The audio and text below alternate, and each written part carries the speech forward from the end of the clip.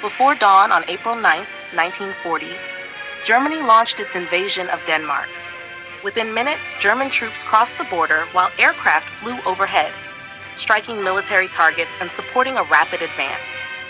The attack came without a formal declaration of war, leaving Denmark with little time to organize a defense. With Copenhagen under threat and fearing even greater destruction, Danish leaders made a painful decision. After only about 6 hours of fighting, Denmark surrendered, hoping to save its people and preserve what remained of the country. Denmark was no longer a free nation. It had become an occupied country. Unlike many other occupied nations, daily life did not change overnight. The Danish government and king remained in place, creating the impression that little had changed. Behind the scenes, however, Germany held the real power. On April 28, 1939, Hitler publicly declared, "We have concluded a non-aggression pact with Denmark." Less than a year later, that agreement was broken when German forces invaded the country.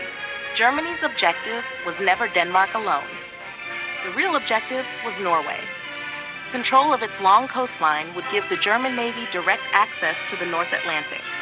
It would also protect the vital supply of Swedish iron ore and allow German warships and U-boats to threaten Allied shipping across northern waters.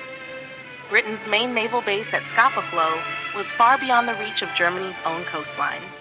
But from Norway, German naval forces could operate much closer to the base, making it possible to challenge Britain's control of the North Sea and the North Atlantic. That strategic advantage made Norway one of Germany's highest priorities. The road to Norway passed through Denmark. At first, daily life in Denmark appeared largely unchanged, but as the war continued, tensions grew between the Danish government, King Christian X, and the German occupation authorities. Germany demanded tighter censorship, harsher measures against acts of sabotage, and closer political cooperation. Danish leaders increasingly resisted these demands, and the fragile cooperation began to collapse. As cooperation came to an end, organized resistance grew. Underground groups sabotaged railways, factories, and military facilities while gathering intelligence for the Allies. German forces responded with tighter security, arrests, and constant patrols, turning many Danish streets into scenes of military occupation. In May 1945, Germany surrendered, bringing 5 years of occupation in Denmark to an end. As Allied forces arrived, German troops withdrew, and the country began the difficult process of rebuilding after years under foreign rule.